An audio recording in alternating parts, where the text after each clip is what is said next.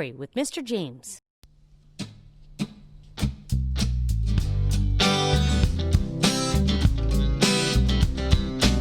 One wintry morning, Peter woke up and looked out the window. Snow had fallen during the night. It covered everything as far as he could see. After breakfast, he put on his snowsuit and ran outside. The snow was piled up very high along the street to make paths for walking. Hey now, it's a snow day. Peter's going outside. Hey now, it's a snow day. Get your suits on, let's play. Snowflakes fall from the sky, and they pile up real high. Crunch, crunch, crunch. His feet sank into the snow. He walked with his toes pointed out like this.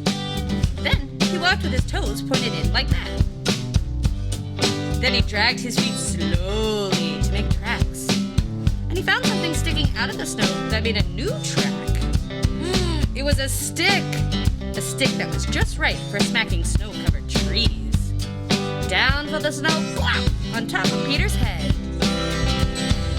Hey now, it's a snow day. Peter's going outside. Hey now, it's a snow day. Get your suits on, let's play. Down, down, down came the snow on Peter's head and his nose.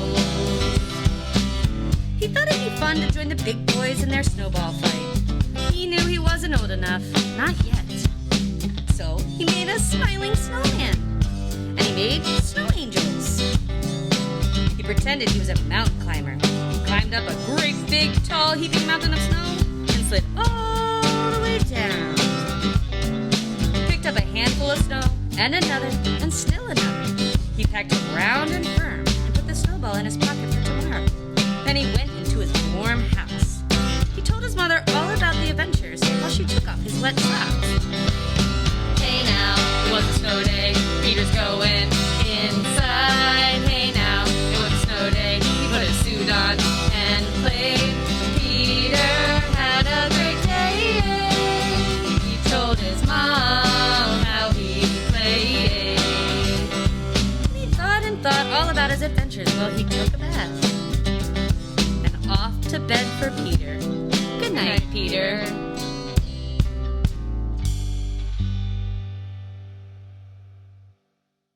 Art with Miss Jess.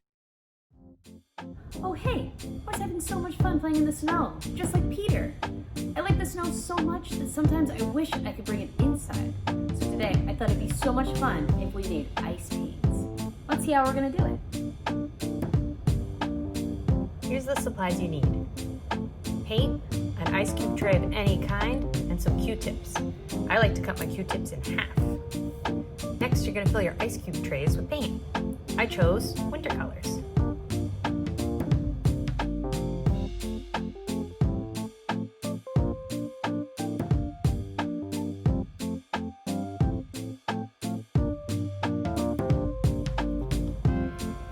After you fill your trays, put your Q-tips in.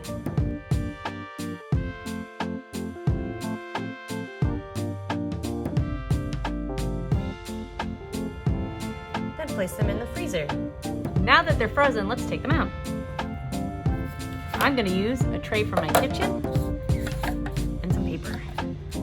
Now that we got all of our penguins out of their tray, it's time to paint. Let's make them ice skate.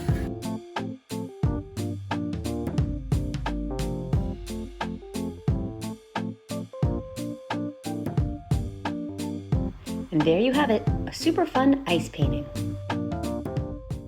Steam with Miss Sarah. Hi friends! Welcome back and Happy New Year! Today I want to talk to you about two of the most cold places of the Earth. They're called the Arctic and the Antarctic. The Arctic is the northernmost part of the Earth and is home to tons of wonderful wildlife. There are polar bears, foxes, walruses, seals, all kinds. Now in the Antarctic, which is the southern part of the Earth, there are not that many animals. It has a very low biodiversity. So we see only some, like penguins and whales. Let's go check out some facts about these animals, and then I'll show you how to make your own Arctic tundra. Here we have a map of the Earth, and as I mentioned, The Arctic is located in the northern hemisphere, so up at the top where you see the North Pole, that's where the Arctic lives. Now, the Antarctic is just on the opposite. It's down near the South Pole in the southern hemisphere of the Earth. Let's take a look at some animals that live in the Arctic. First up is the Arctic fox. The Arctic fox has really thick fur, which changes colors from brown in the summer to white in the winter. The fox's coat provides both insulation and camouflage. Next up is one of my favorites, the narwhal. Narwhal is a medium-sized whale, and what really distincts these is their long tusk that projects from the front of their heads. Did you know the tusk is in fact an extended front tooth? How weird is that? You might recognize our next animal, the polar bear. Polar bears are marine animals, and they're able to swim long distances in cold waters and are really fast movers on land. Did you know polar bears are the largest type of bear? Cool, right? Now let's take a look at some Antarctic animals. First up is the fearsome orca, also known as the killer whale. Orcas are a predator, which means they prey on smaller animals like seals, fish, and even other whales. They're not only found in Antarctica, they're also found in all of the world's oceans, which makes it pretty special. Another one of my favorites, the penguin. Penguins are flightless birds. Their wings have evolved into flippers, which they use to fly through the water instead of flying through the sky. This is so that they can catch small fish and other prey. Now it's time to make your own snow. For this simple project, all you need is baking soda, water, and a bowl. First, grab your baking soda and pour all of it into your bowl. Next, grab your water and slowly pour your water in, just enough at a time to try to make the right texture of your snow. You can always add more baking soda later if it's too soggy. Mush it with your hands and you'll start to feel it, just like snow. Now you're ready to dump all your snow into a tray, which makes for a great sensory area.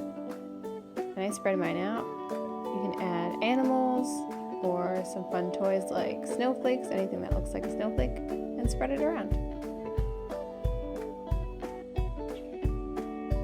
For a good building challenge, grab a small cup and see if your child can compact it with snow to build an igloo or a home for all your little animals. They can create some really cool structures with this. Here's what I made for my polar bear.